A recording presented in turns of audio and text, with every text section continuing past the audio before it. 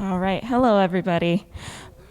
Hi, my name is Amalia Weber. I'm the program specialist here at Rochester Hills Public Library, and I'd like to welcome you to this evening's program, Chautauqua Movement, Its Origins, National Significance, and Presence in Michigan. Before we get started, I'd like to take care of a few housekeeping details. Firstly, tonight's program will be recorded and available to view about 1 week from tonight on our YouTube page and on the RHPL website shortly after. We ask that audience members please silence or turn off their cell phones before we begin in order to avoid any disturbances during the presentation. We'd also like to thank the Friends of the Rochester Hills Public Library and their many fundraising efforts. It's thanks to their support that we can provide wonderful programming like tonight's presentation. The Friends of the RHPL 8th Annual Wine, Wit, and Wisdom Fundraiser is taking place on Saturday, April 29th. The event takes place here at the library from 6 to 9:30 p.m. Audience members will attend 2 speaker presentations from a choice of 6. The evening also includes a buffet dinner, drinks, including wine, beer, and soft drinks, a silent auction, and a 50-50 raffle. Registration forms are available out at the circulation desk, or you can visit rhpl.org/friends for more information. Our next program is A Suitable Helper, Men Who Helped Women Gain the Right to Vote, presented in partnership with Smart Towns, which will be an in-person event on Thursday, March 9th at 7 p.m. You can sign up for that at calendar.rhpl.org. And now, without further ado, please welcome our presenter, Jim Kraft. Thank you. Okay. It's 1968. I'm 18 years old. I'm beginning one of my many wanderings around the country and the world, I guess. And I'm hitchhiking. I'm south of Erie, Pennsylvania, on some country road, paved, but a country road, highway. And a lady picked me up. She had 2 kids in the back seat. And, you know, I probably was a clean-cut looking American boy in 1968. That was almost a rarity. My hair was short. I was groomed and all that kind of stuff. So she picked me up. And, you know, she started asking what I was doing. And I told her, well, I'm just off on a wander. And, you know, I'm going to school. I'm getting a history degree. And she said, oh, a history degree. Do you know about Chautauqua? Nope. Didn't have a clue. Okay. I was 18. I was young, stupid, and broke. Right? So she says, well, if you're going to get a degree in history, you need to know about Chautauqua. So how about if you come back to my cottage in Chautauqua and spend the night? You seem surprised, but that happened a lot when I was hitchhiking. I'd get picked up and people would take me home and they'd feed me, and it was wonderful. I keep thinking I want to go back out on the road and hitchhike some more. Seriously, I've really thought about it, getting back on the road and doing a little hitchhiking. I have gotten spoiled, though, so I don't hitchhike very much anymore. But the point is, so she drives up to this gated place and kind of gets waved through by the guard, goes down a street or two, turns right, and you're kind of in this little village, mostly with where we were, kind of run-down looking little cottages, okay? And her cottage, which I come to find out later had been in the family for several generations. This is 1968, right? And she says, you know, just you can sleep here on the porch, and dinner's in an hour. And so I'm playing with the kids, and they've got one of those newspapers, the Chautauqua newspaper, Gazette, or whatever the heck it's called.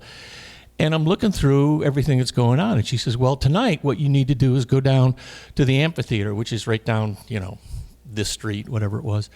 And because Al Hurt's playing. So down I went at 8 o'clock to the auditorium. There were probably 7,000 or 8,000 people in the auditorium at Chautauqua. It's not the biggest. The largest auditorium in the Chautauqua Circle was some 15,000, held 15,000 people. Of course, it was in Texas. Texas always has to have the biggest one, but it's still there in any event. So I went down and saw Al Hurt, which was quite a hoot. And then the next morning, I'm looking at the newspaper, and there's a lecture down at the auditorium. There's a whole bunch of stuff going on, but the one that caught my eye was a lecture by the Undersecretary of State for African Affairs, and it's down at the auditorium. So I went down there and sat in the auditorium again, and there were a couple hundred people that were listening to this guy talk about Africa in 1968. I have no recollection at all what he talked about, but and then after that, I kind of took a wander down to the lake and stumbled across this map of Palestine, of the Holy Lands. And the map is about half the size of this room, maybe a little bit longer, a little bigger than half the size of this room, longer certainly. And it has kind of a replica, a model of the Holy Lands. It's been there since about 1875. It's been redone a few times, but it's still there. I was in Chautauqua a couple years ago and walked down to the map, still there. And then I went back to the house, got my knapsack, and continued my journey. That's where I started with Chautauqua. And since then, you know, I've been interested initially just kind of on the side a little bit, but starting about 20 years ago or more, I started to do a lot more work on Chautauqua and came to sort of understand a lot more of what Chautauqua is. Chautauqua is a bit of a mystery. It's not something that most people know anything about. It's not something that historians talk much about. And so what we're going to try and do tonight is to give you a little bit of an idea about something that I think is an extremely important part of American history, particularly that period from roughly 1880 to roughly 1930. Those are the years of the heyday of the Chautauqua Movement. So the first question is, why bother? Why is Chautauqua important to talk about? Most historians will shrug this thing off as just an interesting kind of social phenomenon right up there with amusement parks and bathing beaches and that sort of thing. That's how it gets written off by most historians. That's completely misrepresenting the Chautauqua story. It's not untrue from some perspective. It is that, but it's a lot more. So basically, I would say that these are the reasons why the Chautauqua story is important. These are what I would see as the key highlights. All of these movements, essentially, flow right through Chautauqua. Chautauqua is the platform, or a platform, from which these ideas spread around the United States in the last part of the 19th, first part of the 20th century. The thing that's probably where... Oh, shoot, that's this thing. Okay, so this is probably the thing that you can kind of say Chautauqua is sort of the starter of that. That's a stretch, too. The rest of it, though, is things that Chautauqua played an integral part in spreading the word about these movements. This is not a small thing. I'm a historian, so I always have to put stuff in the proper context. So Chautauqua that we're going to talk about anyhow is this period roughly from 1880 to 1930. It ends, the curtain comes down on the Chautauqua movement with the Depression. Although the curtain was well on its way down, beginning in 1920. So some things that are, I think, especially important about this are the people who went to Chautauqua are the children and grandchildren of the Second Great Awakening, which is this great religious revival that swept through the United States in the first half of the 19th century and created Protestant America that you know today. You know, what you think of as Protestant America is not the Protestant America of colonial times. It's the Protestant America that's created by the Second Great Awakening. One of the phenomena of the Second Great Awakening is the idea of postmillennialism. These people generally, Americans generally, in the antebellum period thought that the United States was God's chosen land and that the end of time cycle was going to begin here and begin soon. One way of looking at this was called postmillennialism, that there will be a millennium, the 1,000 years of peace and harmony, that will conclude with the second coming of Christ, and then you will have the last judgment and the end of times. And this cycle is going to start here in the United States. Not everybody was a postmillennialist, but that was an important part of it. And one of the reasons why that postmillennialism idea is important is you're going to begin the millennium, How's that going to happen? Well, human beings are going to perfect society as a jumping point into the millennium. And so what happens in the 1830s and 40s and 50s is there is a great spate of reform movements that prop up in the United States. Temperance, women's rights, healthy eating, Kellogg's of Battle Creek, for example. Jackson Prison, let's reform the criminals of the world. The asylum in Pontiac, let's take care of the mentally. And anti-slavery, okay? Most of this stuff kind of gets shoved underneath the blanket of, or not underneath the blanket, but kind of gets subsumed by the anti-slavery movement in the 1850s, which of course then leads to the Civil War. We're going to get to that in a moment. The other thing that's going on is, especially as you get towards, the 1840s, is the United States is increasingly becoming an industrial country. Still heavily rural, heavily agricultural, but you can certainly see the beginning of the Industrial Revolution in the United States beginning in the 1820s, 30s, 40s, 50s. Things are starting to pick up. Big cities, bigger cities, industrialization, and then after the Civil War in particular, large-scale immigration. One of the consequences of that industrialization is a growing prosperity of particularly the middle classes. And that includes a certain amount of leisure time. You saw the first slide that I had up there. What are you going to do with all that leisure time? And one of the things people did with that leisure time is go to Chautauquas. They also went to bathing beaches and amusement parks, but Chautauqua was a part of that. Then, of course, in the middle of the century, you have the Civil War, which is this great break point in American history. The Industrial Revolution was moving along just fine, thank you very much. And along comes the Industrial Revolution, and you just put the pedal to the metal, and the Industrial Revolution explodes as a consequence of the Civil War. But the other thing that happens is that the Civil War, the impetus for the anti-slavery movement is this reform movement that comes out of the Second Great Awakening. Get rid of slavery. Okay, it's the great sin. It's going to keep us all from going to heaven. We're all going to hell because of slavery, so we need to get rid of it. And there is not, I wouldn't say anywhere close to a majority, but there's this kind of thing banging around in the back of the minds of the people of the Second Great Awakening that if we can get rid of slavery, we're going to usher in the millennium. Well, that didn't happen, folks, just in case you're wondering. We lose 600,000 people in the Civil War. Huge destruction, and the bottom line is the blacks are not much better off as free men after the Civil War than they were as slaves prior to the Civil War. So it's a problem, okay? But that mindset is there. The people that go to the Chautauquas have that sitting in the back of their head. The other thing that happens at the same time frame is the publication of two of Darwin's books, The Origin of Species in 1859 and The Ascent of Man in 1871, I think, 71. Oh, look at that, I got it right. Which is the most important, but one of many examples of how the world that the people of the Second Great Awakening grew up in, which was explained by the Bible, is no longer being explained by the Bible. It's being explained by science. Now, you think about this. For 2,000 years, Christians were explaining their world by the Bible.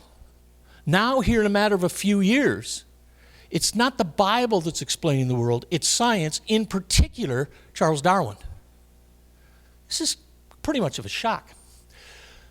All right, so that's kind of coming before. What kind of comes in at the kind of the back end of this particular slide is the progressive movement, which is probably the most significant reform period in American history. And it is essentially, in my view, a movement that was largely, well, it was, I mean, this isn't my opinion, the progressive movement was a movement of the same people who went to Chautauqua. They're the children and grandchildren of the Second Great Awakening. It was a movement of white Anglo-Saxon Protestant middle-class people. That's what the progressive movement was, and it was an attempt to deal with all of the issues and problems associated with the Industrial Revolution, urbanization, immigration, and all that sort of stuff. And Chautauqua was right in the middle of all that. So, what exactly, let's see, am I losing something here? Pushing buttons, all right. So, but you run into this huge problem that this lady kind of nodded her head at when I said something about this. What exactly is a Chautauqua? It's really confusing, okay? When I hitchhiked into Chautauqua 50-some years ago, to me, Chautauqua was Chautauqua, the place in New York where I was at. And for many people, that's what Chautauqua is. A couple years later, I was on another wandering around the country, although this time I had a car, and in central Illinois, I stumbled across a place called Chautauqua Park. Wait a minute, what's that all about? So I went and looked, and it was go down this road, and here's a park, and it was nothing more than a picnic ground, okay, in central Illinois. A few days later, I'm in western Iowa, Chautauqua Park. What is this? Same thing, just an empty picnic ground area with some swings and slides for the kids. When you start to get into Chautauqua, you find that it's much more than Chautauqua, New York, much more. It is a place. There is a Chautauqua, New York. It's on the western shore, about halfway up Lake Chautauqua. And down there in southwestern New York, near the Pennsylvania border. So it is a place, okay? And most of the time when people talk about Chautauqua, that's the place they're talking about. It's a resort for religious people. That will be a common refrain for people who hear and know about Chautauquas. Those historians that I say that kind of push it off to the side, many times this is their view. It's simply a resort for Christians. It's a summer school. That too is true, okay? Summer schools came from Chautauqua, okay? It's a place of leisure. It occurs at exactly the same time. Bathing beaches are making the scene. The Barnum and Bailey Circus is going on the road. Professional sports, spectator sports, all of this is coming about in the late 19th century. Amusement parks, the National Park System, destination hotels like the Grand Hotel on Mackinac. All of this is a phenomenon, this growing leisure time, particularly of the middle class, but not exclusively. And Chautauqua fits right into that. But in the words of James Garfield, it has been a struggle of the world to get more leisure. This is the first time it's really ever happened in the late 19th century. It's the first time. I mean, rich people always had leisure time, but for the rest of us, not so much. This is the first time it's happened. So the question is, what are you going to do with it? In England, they went to watch soccer, okay? And the beaches. I was just watching a show today, and that's what they were talking about, is the leisure time of the Victorian era, and they're talking about the bathing beaches along the coast of Norfolk. And in the United States, we went and watched baseball games, and we went to bathing beaches and all that kind of stuff, and we went to Chautauqua. It has been the struggle of the world to get more leisure, but it was left for Chautauqua to show us how to use it. And Chautauqua uses that leisure in a very special way to improve yourself, mainly through education, but also, it's all of this. It's all of this. This is from the founder of Chautauqua, a guy by the name of John Hale Vincent. His cohort was a guy by the name of Lewis Miller, he was in the back room. Lewis Miller's in the back room of all of this. John Vincent is the front piece. And everything you hear about Chautauqua and its founding is usually through the mouth of John Vincent. But you got to remember that in the background is Lewis Miller. But the words are almost always John Vincent's. He's describing Chautauqua. This is 1887. It aims to take people on all sides of their natures and cultivate them symmetrically, making men, women, and children everywhere more affectionate and sympathetic as members of a family, more conscientious and reverent as worshipers together of the true God, more intelligent and thoughtful as students in a universe of ideas, and more industrious, economical, just, and generous as members of society in a workaday world. Let's live in the real world, but Chautauqua is a way to use that leisure time that you're gifted with to improve, okay? That's Chautauqua. Modern Chautauquans talk about the 4 pillars of Chautauqua: religion, education, the arts, and recreation. That's absolutely true, okay? But you got to lay it over the top of John Vincent's statement down here. This is all about improvement, okay? And then Chautauqua is a movement. It is really a movement, and this is why it's so important, and where historians miss it, is Chautauqua is all about how the people of America, particularly the white Anglo-Saxon Protestants, the old stock Americans, the descendants of the Second Great Awakening, which was the bulk of the population of the United States and certainly the most important class of people in the United States. It's where they kind of came to grips with and dealt with these great changes that came in America following the Civil War. Industrialization, urbanization, immigration, in a world that is now explained by science more than the Bible. That, I think, is the big thing about Chautauqua. But we've got all these different perspectives of what Chautauqua is, but it's more than that, because Chautauqua is Chautauqua, New York, as we've kind of talked about. But there's also an at-home version of Chautauqua. It's where people who weren't able to go to Chautauqua, in Vincent and Miller's minds, could benefit from this educational process that was developing at Chautauqua. It was called the Chautauqua Literary and Scientific Circle. It was essentially a correspondence course, a directed reading program that would lead in a 4-year directed reading program that would lead to a certification upon completion of all of the exercises and the readings and whatever, of something that would be fairly close to a liberal arts degree. It wasn't a liberal arts degree. Nobody ever pretended it was. But that's the neighborhood that you're thinking of. Those books over there, the Chautauquan Magazine, they were published for the CLSC. Okay. The thing about the CLSC is what it did was create something that could be taken on the road. And to a certain extent, it's one of the things that makes the spread of Chautauqua idea possible around the United States. All right, so we've got the Chautauqua in New York, the mother Chautauqua. You have the at-home Chautauqua in the form of the CLSC. And then you have a bunch of independent Chautauquas. This is really difficult to put your finger on. As I was kind of talking before we got started, there's one historian, and I've seen the list, he can identify something like 500 Chautauquas that existed around the United States. There's a lot of them that were very short-lived, that were lasted only a year or two, that were never intended to be permanent institutions. They may have only lasted a week or two when they ran. It was a 1-week Chautauqua in New York and Lakeside and Bayview. These are all almost summer-long Chautauquas, but some of them were a week long.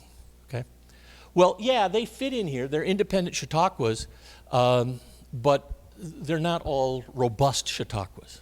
Nonetheless, 500 of them. Okay, about, here's I can tell, about a dozen in Michigan. And then you have the final version of Chautauquas, which are circuit Chautauquas. In terms of numbers, these were traveling Chautauquas.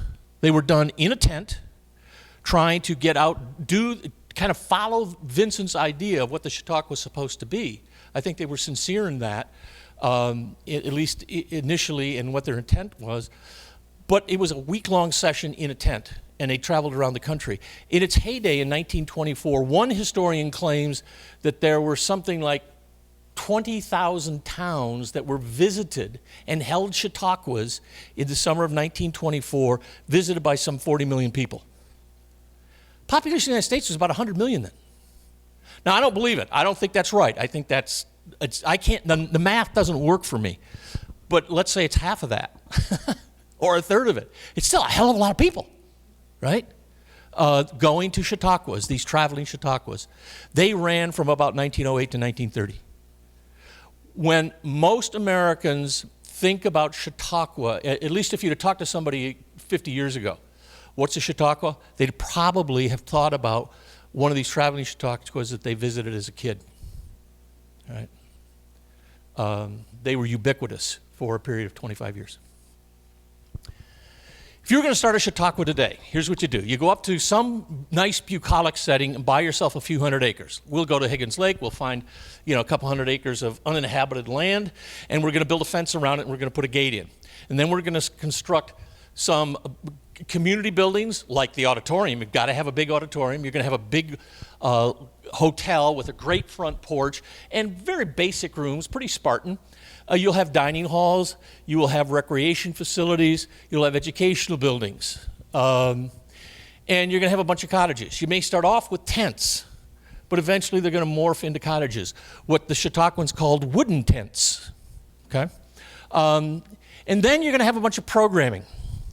And the programming is going to be quite varied, but we're certainly going to have a lecture series.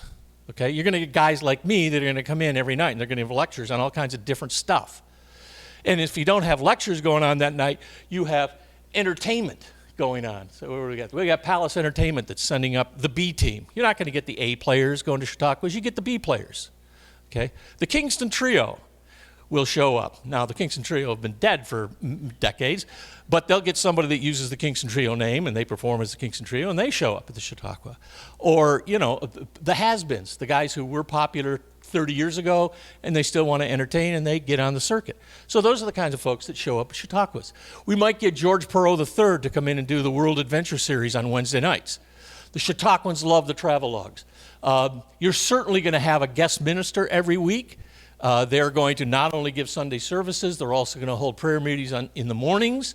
They'll give lectures during the day on kind of how to live as a Christian in the world today. And they'll be running the Vesper services in the evening. And the next week there'll be a different minister that comes in. Okay? There'll be Bible classes. We might get the YMCA to come in and run day camp programs for the kids and fitness programs for the adults. We might get Interlochen to come in and teach some classes. We're going to talk Face the Nation in to come in on Thursday mornings and do a live interview or a live session, mini session, that's broadcast around the country at our Chautauqua. All these things are things that you find at Chautauquas. Not all of them every year, not all of them at every place, but these are the things that make up Chautauqua today. And if you were going to create a Chautauqua, this is what you'd be doing. I have been to Chautauquas a number of times, different Chautauquas. The three most significant would be New York, Bayview, and in particular Lakeside, which is down in northern Ohio near Sandusky, which to me is, for us, you need to go to Lakeside. It's close. It is a perfect Chautauqua, I think it's a place to go. But in any event, this is what my day looks like. I'll get up in the morning and I'll go for a swim. Actually, I don't go for a swim. I grab a rugby ball and go down to whatever I can find a field and kick the ball around for a little bit. Then, I might stop by the prayer services going on overlooking the lake, okay, before breakfast. And then you go to breakfast. Now, usually I'm staying in a hotel. I go to the dining room in the Lakeside Hotel or something like that and have a nice breakfast. And then after that, we're going to go to the book club discussion. In one year, in 1908, it was The Awakening of a Nation, Mexico Today. That's the book we're studying. And then after that's done, I'm going to go to a lecture by Jacob Riis. How many of you are familiar with Jacob Riis, photographer of life in the cities around the turn of the century? He was a regular visitor to Chautauquas. And we're going to see his slideshow, basically, his lantern show. And then it's going to be time for lunch. And again, we're going to go back to the dining room, or maybe we'll go back to the cabin, the wooden tent, and have lunch. And then after, we're just going to go sit on the porch and kind of read, because I got another reading class tomorrow. And then after that, I'm going to go to drawing lessons for a couple hours. And then I'm going to go meet the family for shuffleboard. If you go to Lakeside, you got to play shuffleboard, okay? And then you go to dinner, okay? Again, at the hotel, at the lodge, or the dining hall. And then afterwards, the family, we're going to go take a walk along the lake and kind of stop at the Vesper services overlooking Lake Erie. And then in the evening, we're going to go to a concert by the Hungarian Concert Orchestra. And then afterwards, again, if you're at Lakeside, you go get an ice cream cone. And then by now it's 10:30. You go back, you go to bed, you get up in the morning and do it all over again. It is a great place. It is a great way to spend a vacation, spend a summer. It is wonderful. So this is kind of what Chautauqua might look like. All of these events on there, they're real things. I just kind of stuck them into my fictitious day at Lakeside, but they're real things. And I have days that look just like this. Different topics, but same stuff. So where did all this come from? Where did Chautauqua come from? Well, we've really kind of hinted on all this. It's this rapidly growing middle class with a significant amount of leisure time and disposable income.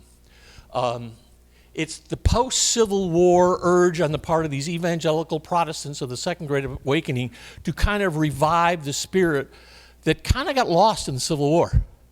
And that leads to two particular movements of importance for our purposes: the camp meeting movement and the Sunday school movement. Ways to kind of restart this evangelical Protestant movement that we know as the Second Great Awakening. And then you have this kind of the old stock Americans looking to deal with these problems of the Industrial Revolution and urbanization and that sort of thing. And then the other thing that's very important here is kind of dealing with the question of the absence of higher education in America. We sent all of our kids to elementary school, grammar school, in the 19th century, and that stopped. That's it. That's all they went to. They didn't go to high school, and they didn't go to college, okay? Because there weren't any high schools, there weren't any colleges. And so the Chautauqua movement is in part dealing with this very huge problem. But the specifics of how it got started, we go to Lewis Miller and John Hale Vincent. John Hale Vincent was born in Pennsylvania. He was early on caught up in the Second Great Awakening, and he has his rebirth, and he becomes, as a young man, 18 I think, he becomes a Methodist circuit rider. He goes on, stays in the church, and basically by the time you get to the Civil War, he has a congregation in Galena, Illinois, and one of the members of his congregation is a chap by the name of Ulysses S. Grant. He and Grant were buddies, okay? Grant visited Chautauqua in 1875. Grant wouldn't give a speech, but he stood on the podium and people could wave at him, but he wasn't going to give a speech of any kind. One of the things that happened with Vincent is he was very interested in education. He never had a college education. That really always grated on him. Education was important. He also got involved in the Sunday school movement before the Civil War, but then in particular after the Civil War, he becomes one of the leaders of the Methodist Sunday school movement, which is really pretty ecumenical. The Sunday school movement really involved all of these evangelical Protestants of all different denominations. And part of the idea was to develop a standard method for Sunday schools across all of these evangelical Protestant denominations internationally. So a lot of this flows back over to England and other English-speaking countries in the world. He is quite certainly the front man of the Chautauqua movement. Whether all of the ideas that get attributed to him were his and his alone, I doubt it. But he certainly is the guy who spoke about it. Then you have Lewis Miller, who, similar background. He as a 12-year-old, he has his essentially come to Jesus meeting as a 12-year-old. And he's a Methodist. His mom was a Methodist, and that's how he's raised. He's going to church, he's going to Sunday school, that kind of stuff. He, too, does not have a college education. He does get a bit of a high school education, goes to Illinois, lives with relatives or something, but he's from just outside of Akron, Ohio, okay? Comes back to Akron, or actually Canton, Ohio, just outside of Canton, and he starts to work in the family or a relative's business making agricultural equipment, and he invents something called the Buckeye hay rake. Look up the Buckeye hay rake sometime when you get nothing else to do on Google, and it's what made Lewis Miller a rich man. He did other kinds of agricultural equipment, but he invented the Buckeye hay rake, which was safer and better. It made him a rich man. He invented other things, he made other things, but that's where his money came from. And he, too, is very interested in education. He is involved in the public school system in Akron. He is on the board of directors at Mount Union College, which was a pretty advanced institution in the 19th century because of Lewis Miller and others. Miller was on that board for 40, 50 years. And then he gets very involved in the Sunday school movement. Both Miller and Vincent thought it was extremely important to have good curriculum in the Sunday schools. They thought it was very important to have well-trained teachers. Every Sunday night, Lewis Miller would meet with the teachers in his Sunday school in the First United Methodist Church, or the First Methodist Church of Akron, still there. He actually came up with an architectural design for a Sunday school building, classroom, a building, okay? That's what brought him to the attention of Vincent. Vincent's kind of in charge of more or less in charge of the Methodist Sunday School movement and very active in this ecumenical evangelical Protestant Sunday School movement. And Miller's ideas in Akron really caught his attention. So by the early 1870s, Miller and Vincent are becoming buddies. They kind of see the world pretty similarly to one another. One of the things that Vincent wanted to do was, he'd been doing Sunday school teacher training, as had Miller, for years. He wanted to put together a national conference to teach Sunday school ideas, largely the pedagogy, how to be a better teacher kind of stuff. Not necessarily the content, although the content's part of it, it's the pedagogy. It's how to be a better teacher. That's what both these guys were interested in.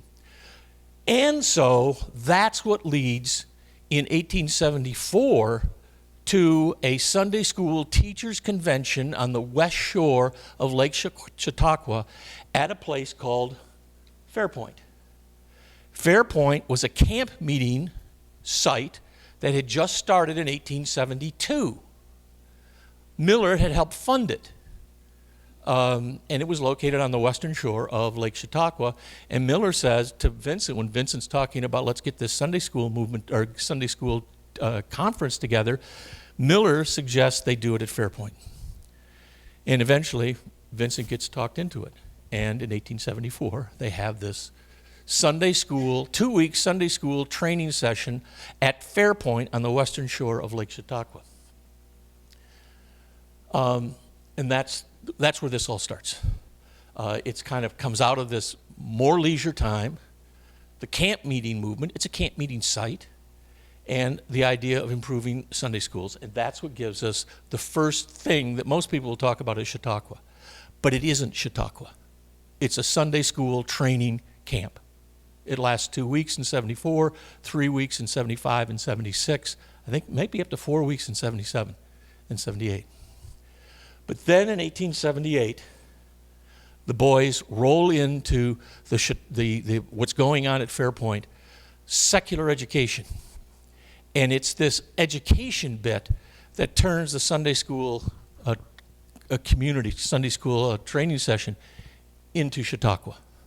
This is when Chautauqua begins, really, is 1878. Now, they had been doing some things besides Sunday school teacher training in 74, 75, 76, 77, but it's really 78 that things really start to change. Now, how do you justify this? How do you turn this Sunday school teacher training session into a place where you're going to get secular education? Simple. All knowledge is God's knowledge. All knowledge is God's knowledge. And these Sunday school teachers need to live in the real world. The more they know about secular knowledge, the better they're going to be able to interact with their students. And oh, by the way, there's this guy called Charles Darwin out there. And Miller and Vincent, along with many others of their ilk, didn't want to do battle with Darwin. Their view is Darwin will fit under this very big tent of God's knowledge. And we need to incorporate science as a part of Christian learning. All knowledge is God's knowledge, including Darwin's. So that's a part of what's going on here, is how to accommodate the science. But here's another thing that's very important. Look at these stats. In 1870, every kid in America went to primary school. Nearly 8 million of them. 60 years later, there's 3 times as many. Grows exactly in proportion to the population. Look at the high school numbers. 80,000 in 1870. 4.5 million 60 years later. It grows, 50 times. Primary school education grows 3 times. Secondary education goes up 50-fold. And college education goes up 20-fold. Chautauqua did a large part of this. Miller and Vincent, in their emphasis on education, was filling a needed gap in American society. There was very little secondary education of any kind for people in America. And this wasn't going to, you couldn't do that. Not in a modern industrial society. You had to have better education.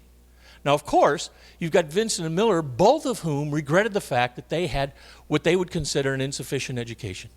For their time, they were pretty well educated, but neither of them went to college.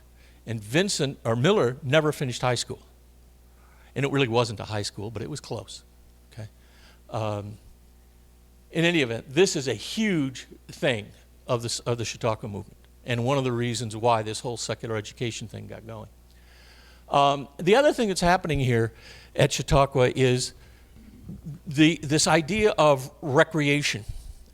Increasingly, what happens in the mid-century and afterwards is the idea that people are running around at such a frantic pace that they need to take chance to rest and recuperate. And Chautauqua is a place that you can go by the lake, rest and recuperate. Okay? But not everybody is going to want to be studying the Bible during that time, so we need to give them something else to do. Okay? R&R is a positive thing. That is very much a part of the message. In addition to that, you have a practical problem. You're trying to get this very nice institution going to teach Sunday school teachers. We need to kind of pay the bills. So we need to kind of do other things. And it's one of the drivers behind what happens is a lot of the Chautauquas is you got to bring in other kinds of activities that are going to generate revenue to use the buildings when you're not teaching Sunday school teachers. Okay, use the facilities when you're not teaching Sunday school teachers. So we're going to do other stuff. And so part of this is practical. Oops. Okay. The big change comes in 1878 when John Vincent, now again, I'm going to say Vincent, I guarantee you Lewis Miller was in on all of this. There's no doubt about it. But Miller never spoke. I found the only biography of Miller is like this big, written by a cousin in 1930 or something. It's not very substantial. I've been to the Akron Library. I've tried to find stuff on Miller. It just isn't there. Okay. Vincent, there's plenty of stuff on Vincent. In any event, in August of 1878, Vincent, after a year and a half, maybe more, of kind of brainstorming with scholars around the country. I'm not talking about the local high school teacher. I'm talking about the president of Harvard and Yale and Princeton and other very prominent educational leaders around the country. He rolls out this program of a kind of a directed study reading program that he calls the Chautauqua Literary and Scientific Circle. And as I kind of alluded to before, it was essentially a 4-year program that had that would allow for the completion of essentially a liberal arts degree. Again, I want to emphasize, nobody ever called it a liberal arts degree. Vincent, first of all, would have never said it's a liberal arts degree, but it's moving in that direction. He did a lot of things to kind of make it seem like a college education. Okay, a lot of the hoopah behind the CLSC. And so this comes rolling out in 1878. His intention initially was that this was probably going to be used primarily by young men who are getting started in their career that didn't have the right kind of high school education or college education. This was going to give them a way to supplement that lack of learning. And that's not original, okay? There'd been a lot of those types of programs, the Lyceum movement, the Working Men's Associations, all that stuff goes back even into the 18th century, late 1700s. You had some of this stuff, but certainly in the 19th century, there's lots of these kind of little movements aimed towards providing education for working men. But that isn't what happened. Basically, what happens? This became an institution that was used by women. Housewives, teachers, in particular, that would have joined and hooked up with the CLSC. Probably 65 to 70% of the participants in the CLSC were women. Okay, and this is to a certain extent true about the whole Chautauqua movement. Women are very prominent. They don't lead things, of course. They never lead things, but they were kind of running the show. They were very prominent in the Chautauqua movement from the very beginning.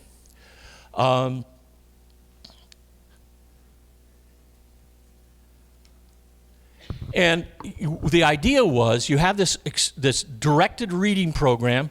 There's the idea was to form circles in your own community. And I haven't found one, but I'll bet you dollars to donuts there were Chautauqua literary and scientific circles here in Rochester. They were all over the country, okay? Thousands of them. At one point, I was just reading the other day, somebody in 1886, because they were talking about Bayview, there were 150 circles in Michigan. We don't have good records on that because there was a fire in the 1890s and it destroyed all the records of the CLSC. So there really isn't good information about how many of these things existed. But the idea is that, you and some of your friends would get together and you would form a circle. You would pay your dues, which wasn't very much, and what that would entitle to would be the books, the curriculum guide, and the questionnaires, and you would be assigned to essentially a mentor. And Vincent went around and got these people to be mentors. And then you would start the program. And in 4 years, if you followed it, you would complete it. These little things down here, they're little, after you completed your 4-year reading program, you could go on to the graduate programs. There were some 70 or 80 kind of graduate programs that consisted the same sort of thing, 5 or 6 books, other kinds of readings, some other kinds of writings that you'd have to do. And if you completed that, you'd get a symbol of some kind that you would stick onto your original diploma. This person was pretty busy. It looks like they did most of them. But I've got a book at home that was 1886, something like that has a list of all of these kind of added reading programs. And most of them were about a half a dozen books you'd have to read along with the syllabus and things that you'd have to do. One of the things about this program in particular is that it was something that could be taken on the road. And it's something that the other Chautauquas could use as a basis for educational programs in their institutions, like Bayview, like Lakeside. They could use this. What became standard fare is that people would graduate from their programs at a Chautauqua, whether it's New York or Lakeside or Bayview. The people in that particular area would graduate at a real Chautauqua, and while they were there, the people who were taking the Chautauqua program, or the CLSC program, they would have CLSC roundtables where they bring in lecturers and stuff to talk about the topic is embedded in the CLSC program. So it also led to kind of on-site lecture series, essentially, at the various Chautauquas around the country. This is the April reading for 1888. A couple of books they have to read out of, and then some articles in the Chautauquan. And I'm going to have to put this down now, but, I can do this. I want to read you some of the things in the Chautauquan magazine. The Chautauquan magazine was created in order to primarily to produce articles to tie into the CLSC. So the most of the articles in here are aimed at people in the CLSC using them as a part of their curriculum. Let me just read you some of these titles, just to get an idea.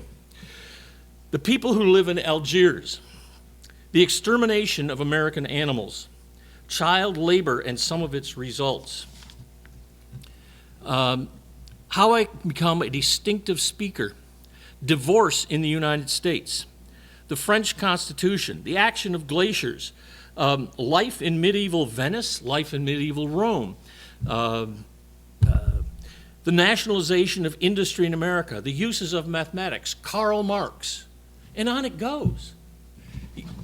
Here's the book. I defy you to find any pictures. Right? They aren't there. This is pretty thick stuff. Right? This wasn't, these were not graphic novels at all. This was pretty heavy-duty reading. But that's the CLSC. At the same time, we need to talk about this. The CLSC, because it was so female-dominated, winds up playing a very important role in the women's movement. there's a very direct line between the CLSC and the organization of women's clubs around the United States. Many women's clubs actually started as reading clubs. They may have started as a CLSC circle, and then they morphed into a women's club. And those women's clubs increasingly got involved in community affairs. And women played a very important role in the progressive movement. They didn't get involved in, direct election of senator kind of stuff. They got involved in public bathhouses, in child labor legislation, in the playground movement. But where did they get started? They got started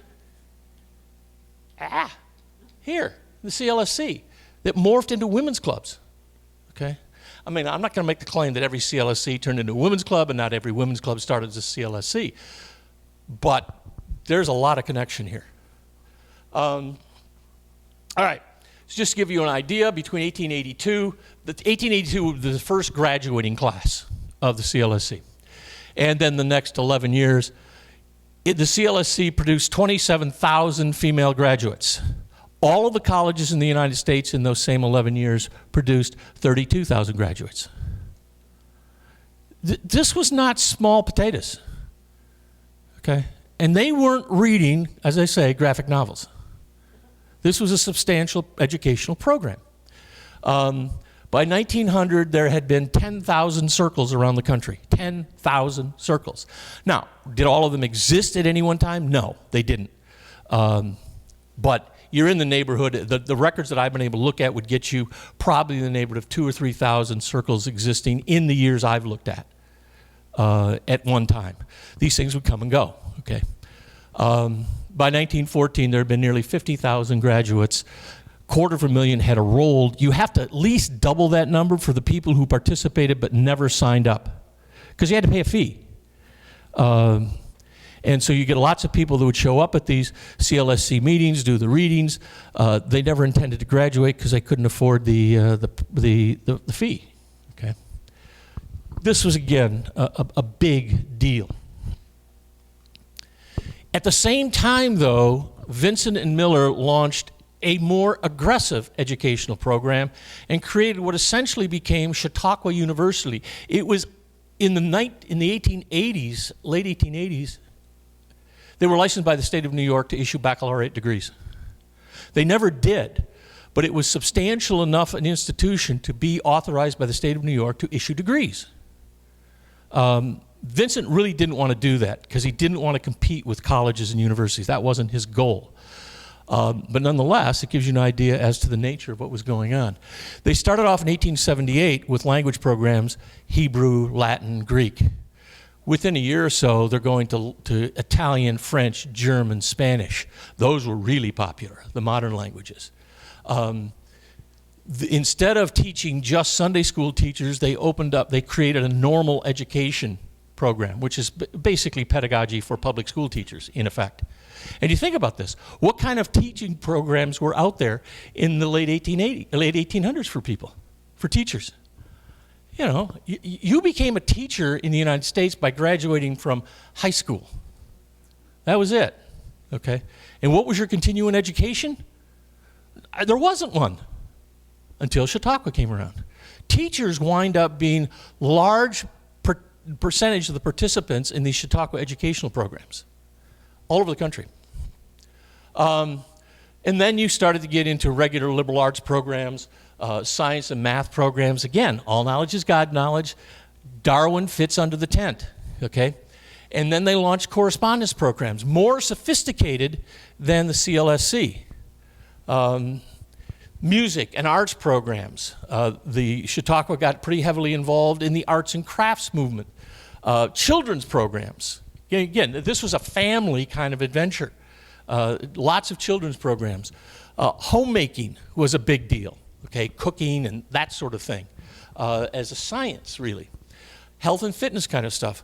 Have you ever heard of Amos Alonzo Stagg? Somebody out here knows who Amos Alonzo Stagg is. Who is he? Yeah, he won the most football games, college football games in the history of the game until Bear Bryant passed him. He started his career at Chautauqua as an athletic director. And he was taken by the founder of the University of Chicago, who had been the head of the Chautauqua educational program.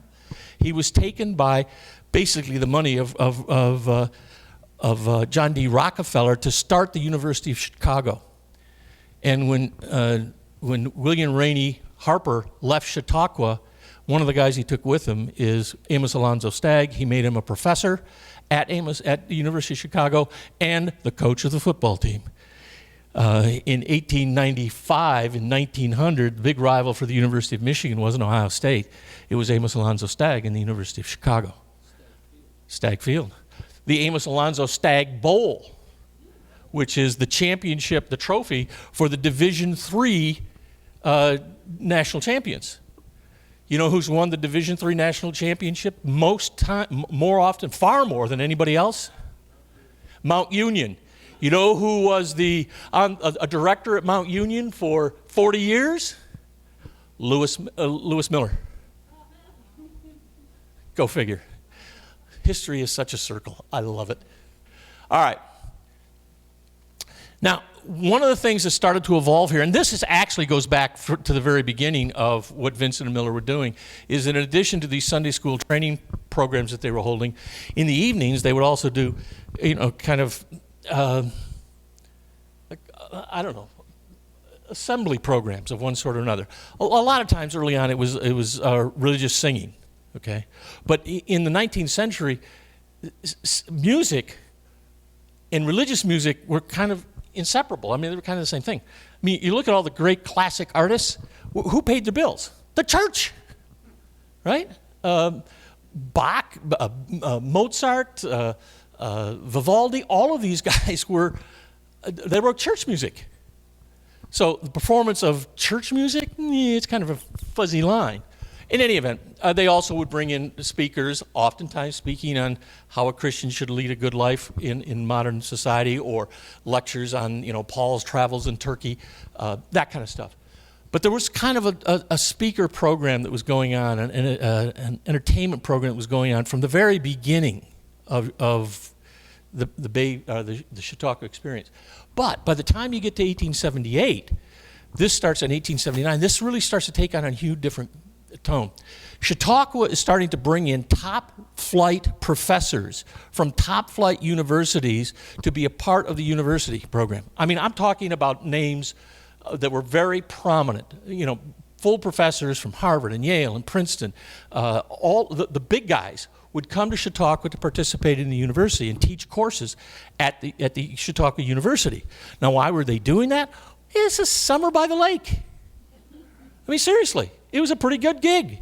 Get paid a little bit, do a little teaching, work on your tan, work on your tennis game, work on your golf game. Life's great.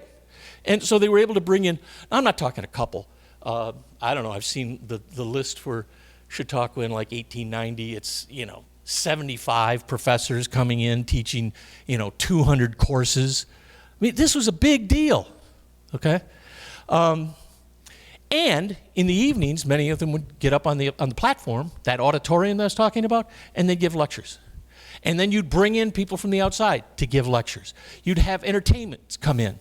Again, it starts maybe early with stuff that kind of sounds like religious music or serious music, but then later it became more popular kinds of music. Eventually, by the time you get to the end of the time we're talking about, a lot of that music would be indistinguishable from what you'd find in vaudeville. But in the early days, none of that.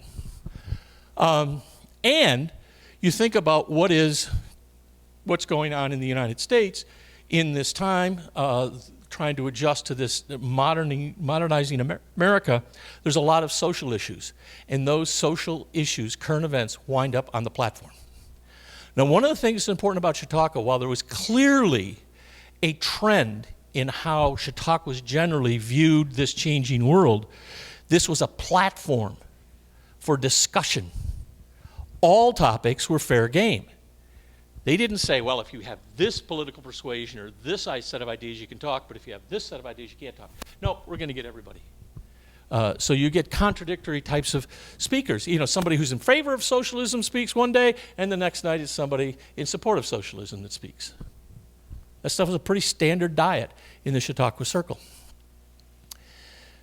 Now, out of all of this, by the time you get into the late 1880s, the 1890s, the reform impetus in the United States is really starting to pick up steam.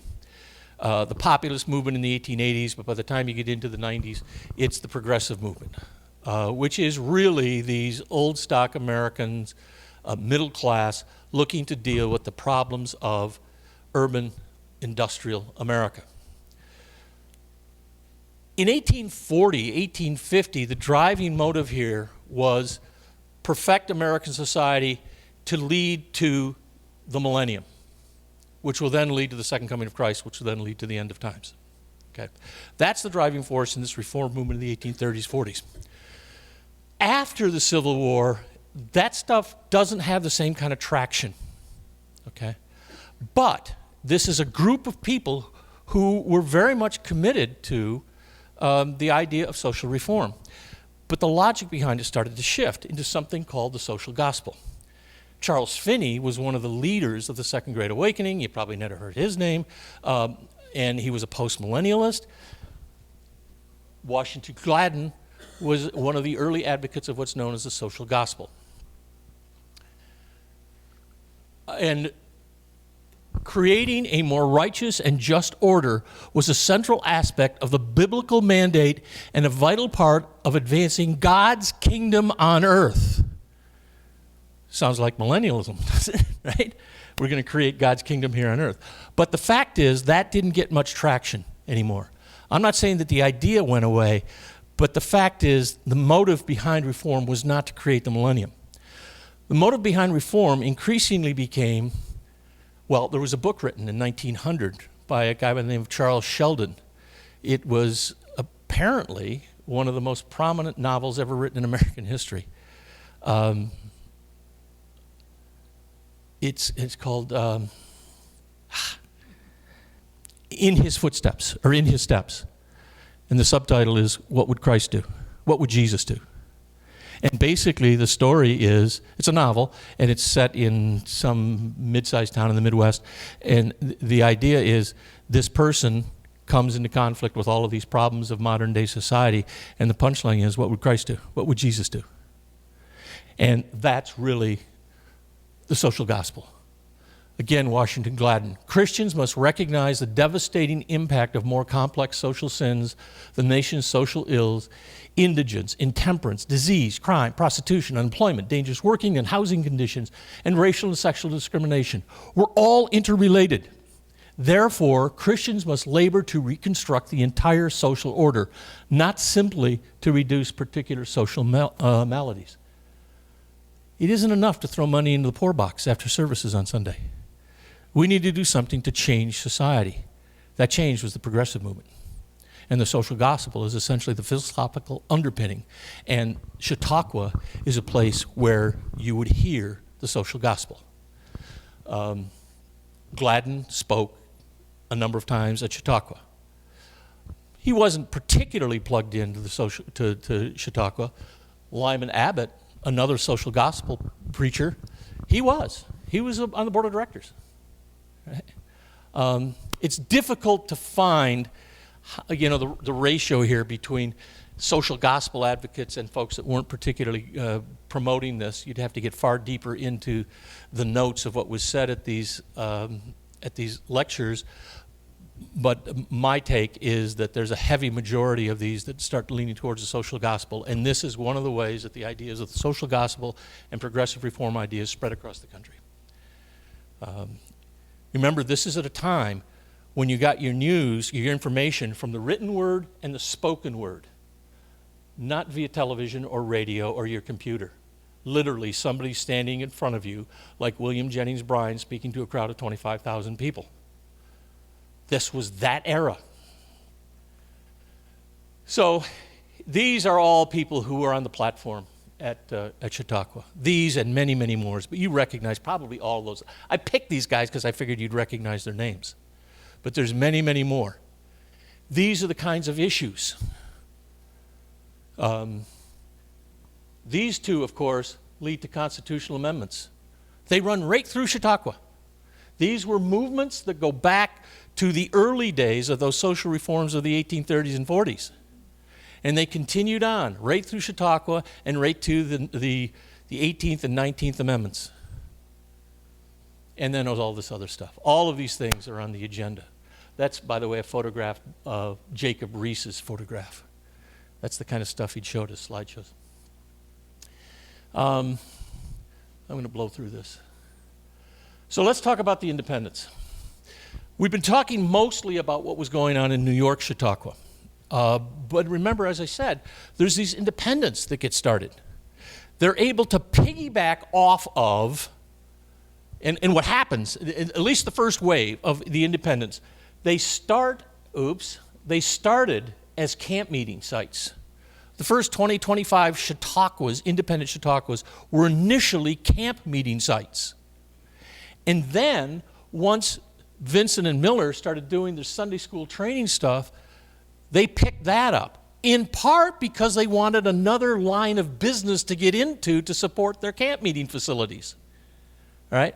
But the idea of training Sunday school teachers in the 2 weeks before the camp meeting start or the 2 weeks after the camp meeting made a lot of sense. It was consistent with the message, with their purpose of existence. And so they started to pick up the Sunday school training stuff.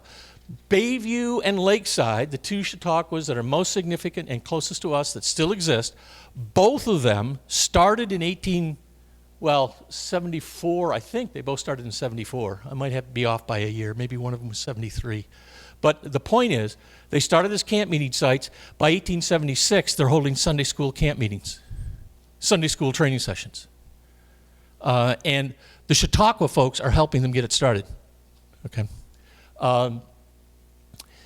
And then, once the CLSC came in, this provides them with an educational vehicle to start to do education at their institution. And very soon, this whole assembly thing, the lecture hall kind of stuff, they can easily create those kind of lecture series and entertainment series in their own assembly halls.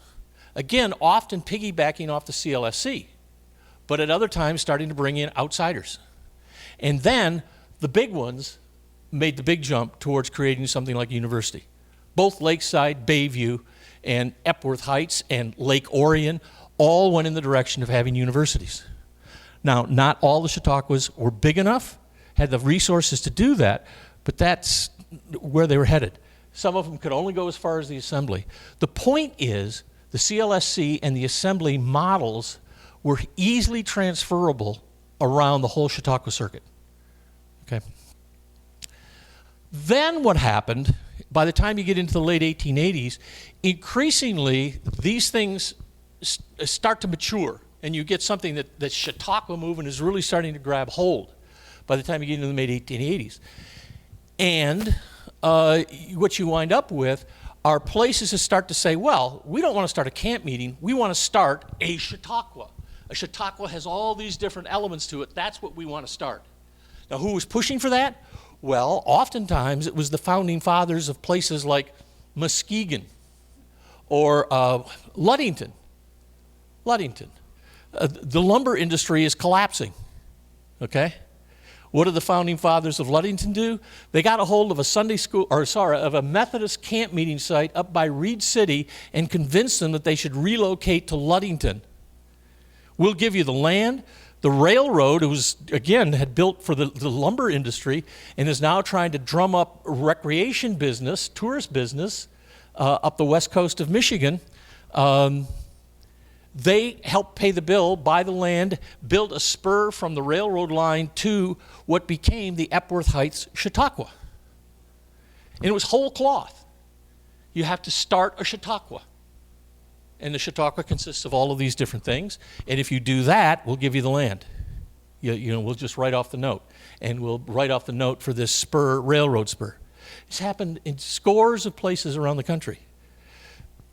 Some of them morphed from the camp meeting to Chautauqua, and others were created whole cloth. Lake Orion is started whole cloth. Now that one was started by the Methodist Church in Detroit. But of course, by 1900, Lake Orion was already a resort center. The railroad ran through Lake Orion, and the interurban ran to Lake Orion. So you have lots of these Chautauquas that start to appear by 1900. It's really difficult to know real numbers. When you look at Vincent's own work, he's most of years he runs in the Chautauquan, you can get information about the Chautauquas around the country. And in his publications, what I've found is the number is usually in the neighborhood of 50 to 60. That would not be all-encompassing, to be sure. One thing you understand is this is not a franchise at all. You want to start a Chautauqua? Go start a Chautauqua. You want to call it a Chautauqua? Call it a Chautauqua. If you want to call it Bob's Campground, call it Bob's Campground. There was no franchise here. So some things were called Chautauquas that maybe weren't really good Chautauquas. Some things weren't called Chautauquas, and they really were. So, in my view, I spent a lot of time thinking about this. What is it that really made up a Chautauqua? Well, I think the core of it early on was this. Most of them started as camp meetings. They morphed into Sunday school training sessions. Then they picked up the CLSC and the assembly format. And then some of them went all the way and created the universities, but not everybody. But what did happen at all of these places is they started to do other things.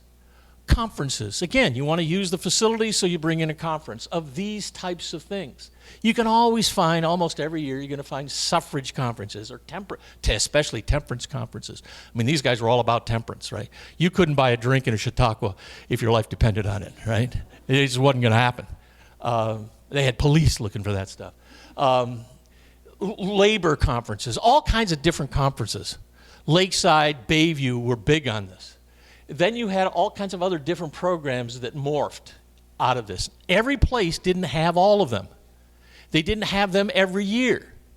But it's this kind of hobgoblin. Now, what's the Chautauqua? It's interesting. When you go and research Chautauquas, if you look up Chautauqua in the newspapers and say, I want the Chautauqua at Lake Orion in 1900, you won't find it. It's the Orion Assembly. The assembly is the word they use. That if you want to look up Chautauquas in the newspapers, you got to look up under assembly, because they weren't called Chautauquas. So, any event. So again, here's kind of a little bit on the numbers. The exact numbers is really hard to know. As I mentioned, there's one historian has put together a list of 500, but I think a lot of them are these kind of what I call booster Chautauquas. The Kiwanis in Kalamazoo decided they wanted to have a Chautauqua. They have a park down there that they could put up a tent, and for a week they could bring in lecturers and entertainment and do programs, and that was the Kalamazoo Chautauqua for 3 or 4 years in the early 1910s, or between 1905 and 1910, that type of thing. And the same thing happened in Battle Creek and Lansing, a couple of other towns in Michigan. And I think, I haven't had the time to research all of this, but I think that's what happened for a lot of these. They were very short-lived. And then you had ones like, let's just take a look at the Michigan ones. On Lake Fenton, what is now Lake Fenton, there was one that lasted for a couple of years. That shows up in John Vincent's recordings. He talks about the Long Lake, Genesee County, Chautauqua. Muskegon had one that lasted for 2 years. I think the plan was for this to be a long-term thing, but it just never lasted. And then you had Lake Orion, which lasted for about 13 years, and then it kind of disappeared. And then you have these booster Chautauquas at some of these places. And the ones that still exist, in my view, would be Bayview, Epworth Heights in Ludington, and the Congregational Summer Assembly in Frankfort. Now, Bayview would still say they're a Chautauqua. Epworth Heights, it's interesting. They stopped being a Chautauqua in 1924. They stopped doing any of this education stuff and really just reverted into being a gated resort community on Lake Michigan. And when I was up there doing some research a couple of times in talking to the librarian, he was saying that many of the old-timers said, we were never a Chautauqua. Well, I mean, it's bogus, they were. But they wanted to associate themselves with the Epworth League, which was basically a league for young Methodist, young adults, organization for Methodist young adults. It was a big deal. Many Chautauquas had Epworth League conferences, but Epworth Heights some of the old timers claim, well, we were never at Chautauqua. We were always we were part of the Epworth League. That was it. Then the Congregational Summer Assembly, they never called themselves a Chautauqua. But I found them looking up Chautauquas in 1905 in the newspaper. That's how I stumbled across this. It turns out they never called themselves a Chautauqua. They never thought of themselves as Chautauqua even today. It just isn't on the radar screen. I've talked with a historian. It's just, oh, yeah, well, now that you mention it, we were pretty much like Chautauqua. They just didn't call themselves a Chautauqua. They didn't think of themselves as Chautauqua, but they did everything that a Chautauqua did, right? So it gets hard to define. All right. Bayview was at one time one of the prominent Chautauquas in the country. It didn't really rival New York, but it was pretty close. It was a very prominent Chautauqua that had all of this stuff going. Okay, really starting in the mid-1880s is when things really started rolling for Bayview, under the leadership of this guy, John Hall, who was from Flint. And they were doing kind of drips and drabs. They'd done the Sunday school training sessions. They had brought in one of the, I think, Vincent's brother to kind of help with their Sunday school training session. They wanted to do more, and in the mid-1880s, they kind of turned to John Hall, who's this kind of young, hard-charging lawyer from Flint, and he got things rolling. He got the assembly going. He really juiced up the Chautauqua Literary and Scientific Circle, and started the Bayview University. And then eventually, what he did is he started a competitor to the CLSC, the Bayview Reading Club. It's the only one I've been able to find. It was a little bit kind of a cut-down version of the CLSC. I think he thought the CLSC was too much. And so he made the Bayview Reading Club smaller, but there were hundreds of these Bayview reading clubs. One included in my hometown of Fenton, Mich. Who knew? They were still in existence when I lived in Fenton. Just about ready to go away. They stopped being a Bayview reading club decades earlier, but the institution, which had morphed into a women's club in Fenton, was still around when I was going to high school in Fenton. Who knew? Any event, Hall turned Bayview into quite a place, including a summer university. Here's 1892. They had 90 courses, 45 instructors, and 790 students. These weren't little things, okay? Then what happened is Hall kind of stepped away from the game, stopped managing stuff up at Bayview to devote his attention to the Bayview Reading Club. For several years, nothing happened at Bayview. All of these programs kind of dropped. Hall came back and resurrected things, and then a couple years later, he died. He had married well. He moved down to Detroit, lived in the Boston Edison district, published the Bayview Reading Club kind of out of his house down in the Boston Edison district, and then in about 1913-14, he died. And what happened then is Albion College essentially came in and took over the summer program, the educational program. So you had Albion College running the Bayview University from about 1917 to 1960. They stopped doing it when Albion decided to run summer schools for themselves. The thing that the hangover from Bayview is primarily music. They have quite a music program up there. That's quite substantial. They do have the educational kinds of programs. They're there. They're just not as robust as they once were. They're not as robust as, say, Lakeside or Chautauqua. But they're still there. You have to look a little harder for them, but they're there. Epworth Heights, as I mentioned, it also had a very robust educational program, heavy into music as well, around the turn of the century. But they had, a full-blown educational program. And then in 1924, they backed away. It's now a gated community, resort community. You can't really get in there unless you can tell the historian at the library that you're coming to do research, and then he'll let you in. But these buildings are still there. Okay. The hotel is no longer used as a hotel, but it's there. This is their kind of clubhouse, and there's a restaurant in here, and it's right on Lake Michigan. It's quite nice. And then Lakeside, which is the closest one to us, is down near Sandusky. All right, so we got to kind of blow on here and get to the circuit Chautauquas. So you have all these independent Chautauquas around the country. They tended to be, if you took the southwest corner of Iowa, went north and east, that's where the majority of them were. But they were all over the country. They were all over the country. Finiak Springs in Florida, just outside of Monterey. There was what the heck's the name of the one in Monterey? You'd probably recognize it. Pacific Grove was a Chautauqua. There's one in Boulder, Colorado. They're all over the place, but they're really dense when you take the southwest corner of Iowa and head north and east. And that's where the majority of them were. Of course, that's where the majority of the population was when these things are going too, so no surprise. Now, one of the problems that the independent Chautauquas had was getting talent, whether we're talking about lecturers to work on the assembly or we're talking about entertainment to come in and do things on the assembly programs. They had a hard time getting that talent to come in. You can imagine how this worked. This is all a volunteer thing, right? So you get this thing going, and you get a few guys that are really hard charging, and for the first few years, they're busting their fannies to get this stuff going. And then after a while, they decide, well, enough's enough. I don't want to do it anymore. Well, then what happens? It depends. It depends.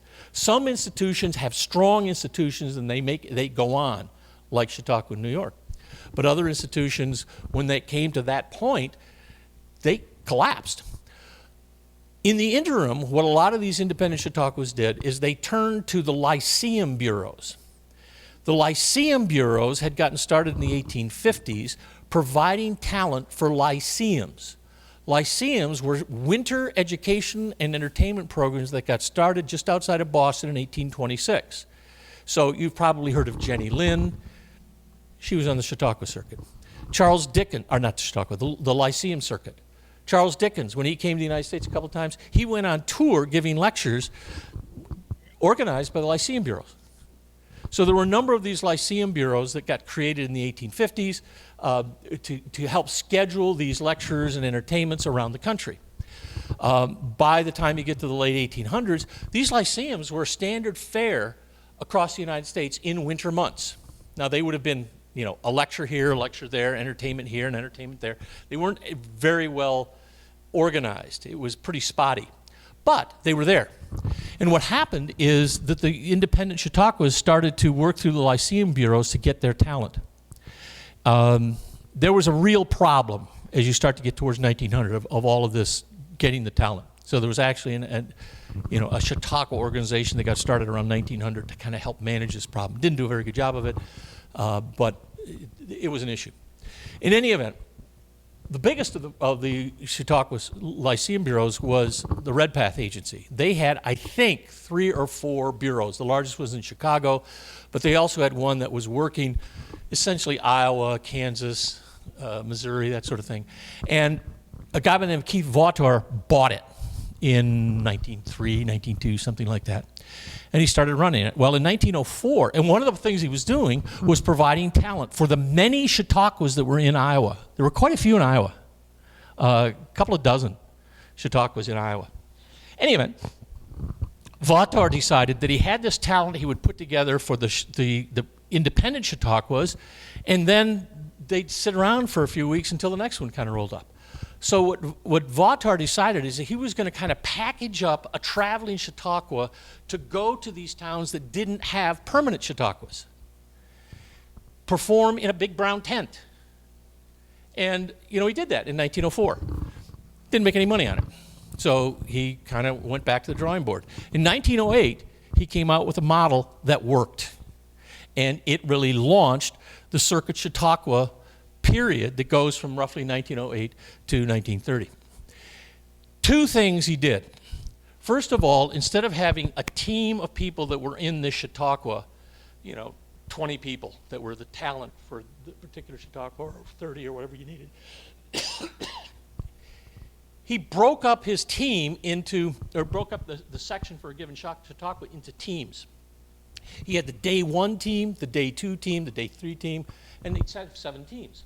And so what he would do is team 1 would start in Rochester on Sunday.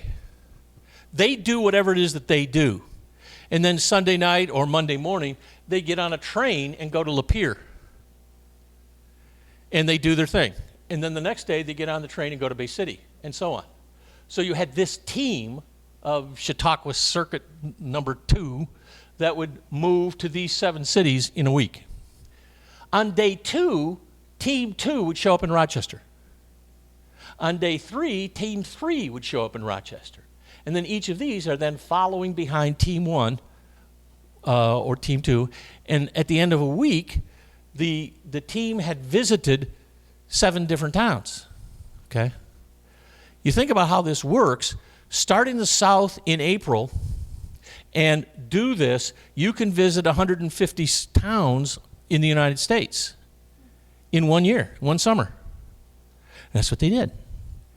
And so it really was very efficient.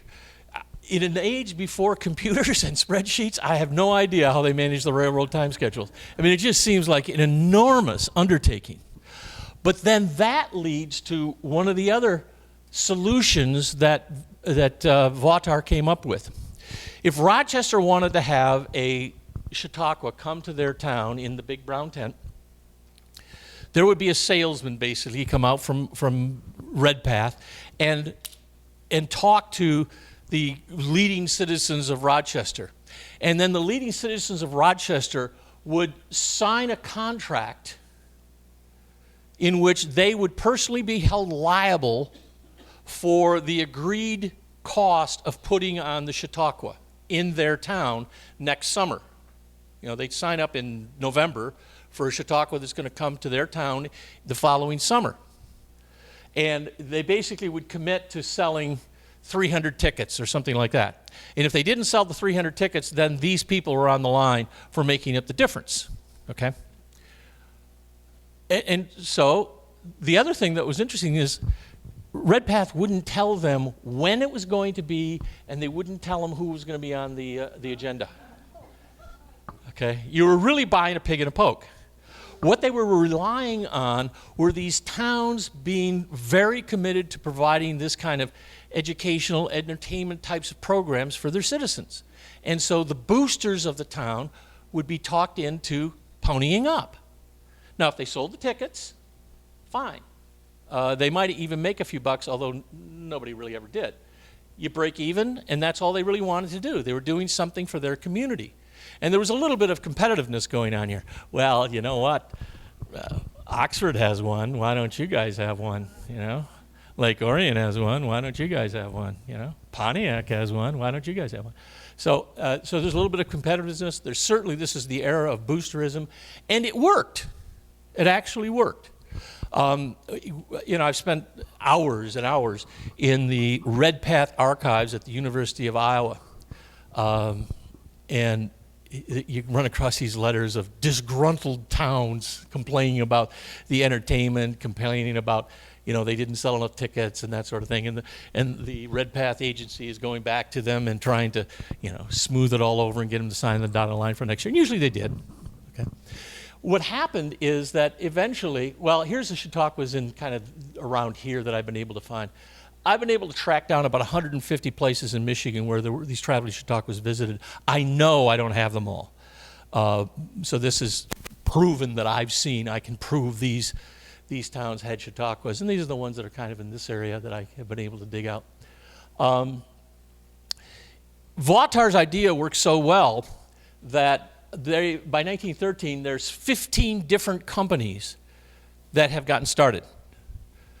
Most of these companies, like Redpath, they're one company, but they might have 3 or 4 or 5 circuits.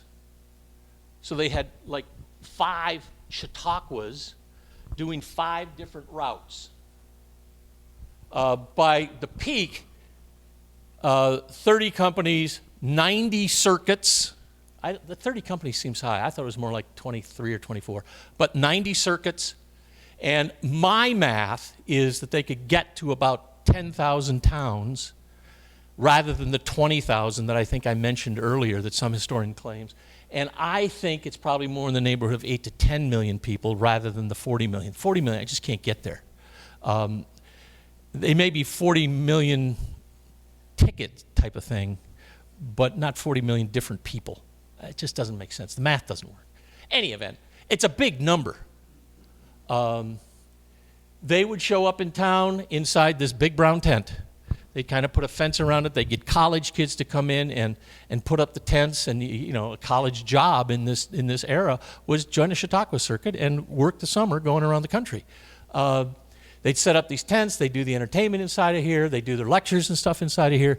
There were always kids programs going around. This is probably, the kids program concluding at that session. They did a variety of different things. They had all different kinds of talent.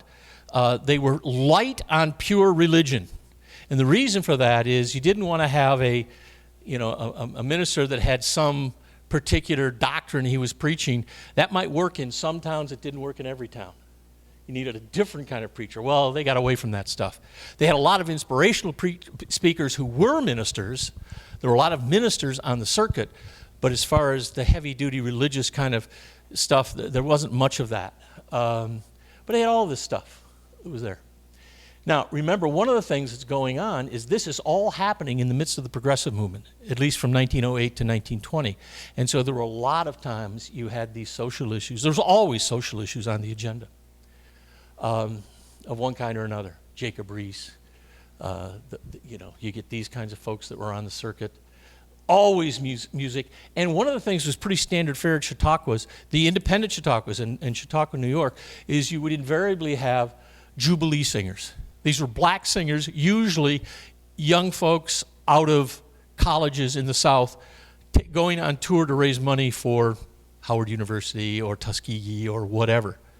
But the Jubilee singers were pretty common. The music was usually classical music in the early days.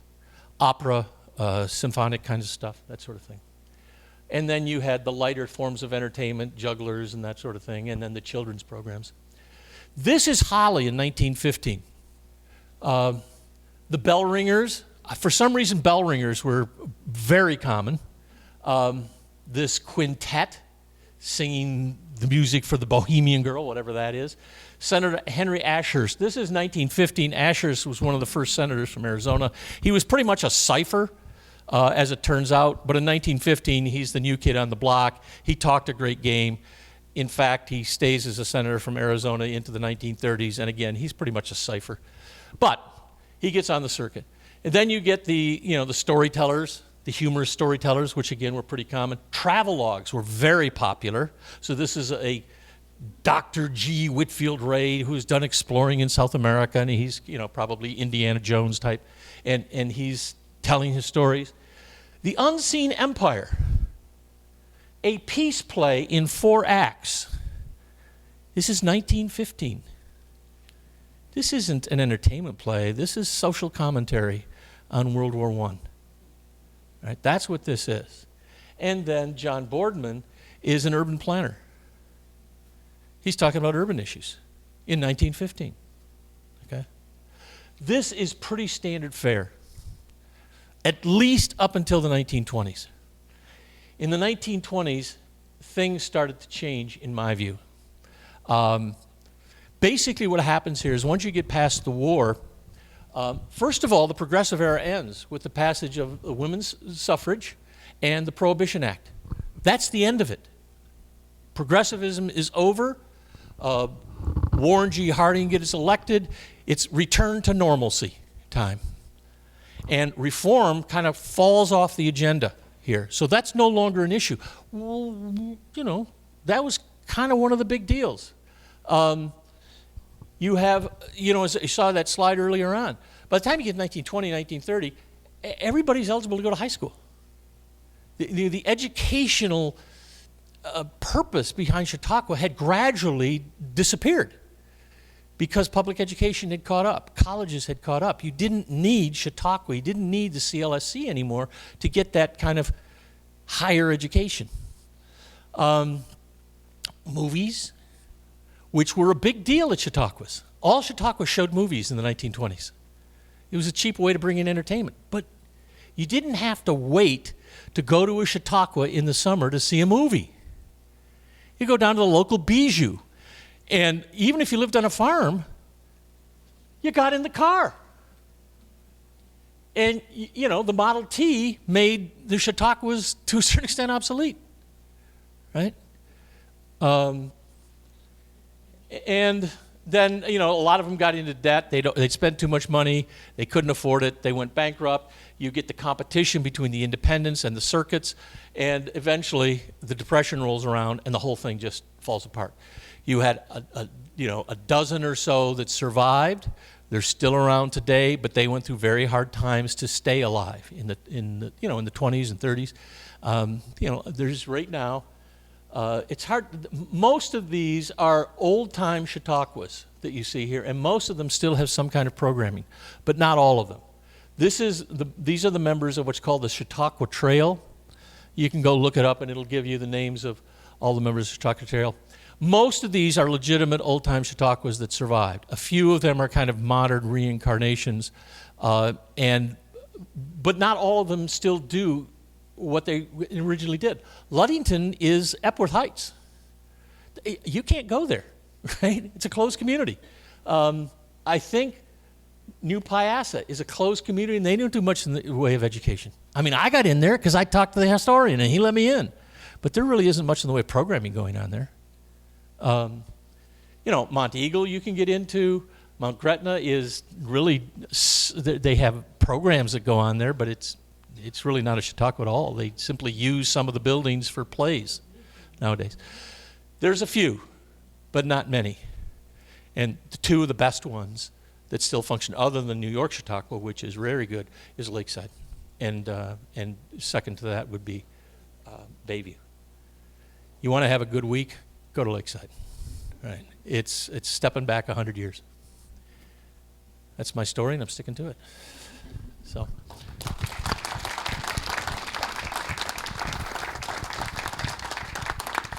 Any questions? Yeah. Is the term Chautauqua nowadays can be used almost as a noun and an adjective? Yes. And you have to figure out which is what. Yep, that's exactly right. That's the difficulty in talking about Chautauqua, is it's many things. All of them are right, but you need to understand all of them to really appreciate what Chautauqua is. My big concern in the way historians talk about Chautauqua is they forget that really important element about its role in education, its role in the progressive movement, its role in the women's movement. These were not small things. And all of this stuff passes right through Chautauqua. The bit that I have yet to really work out to a point where I can get up and talk much about it is the role that Chautauqua plays in the evolution of liberal Protestantism. I think what happens, the evangelical Protestants of the Second Great Awakening were all what we would call fundamentalists. Well, once you start to roll the acceptance of science into the story of human existence, that strict fundamentalism starts to fall apart. And Chautauqua plays a very important role in that split. Fundamentalism starts to become a term after 1910. But the other side of fundamentalism is what we would call liberal Protestantism, and I think that just runs right straight through Chautauqua. I need to do more work on that before I get up on my high horse and ramble on. Yes?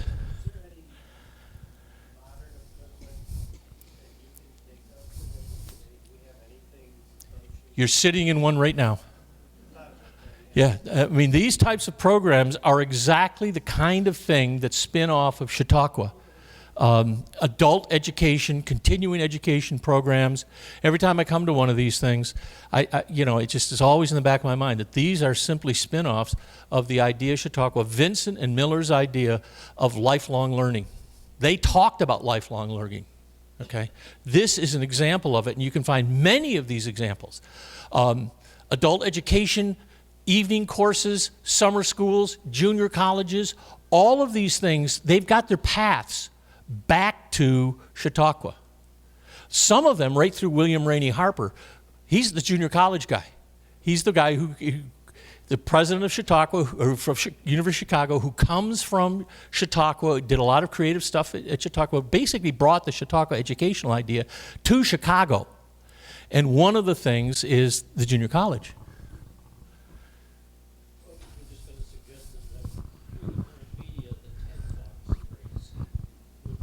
Yeah. Yeah. I mean, to me, anytime you look at any kind of continuing education, adult education, those programs, I mean, didn't they start with lyceums? Well, okay.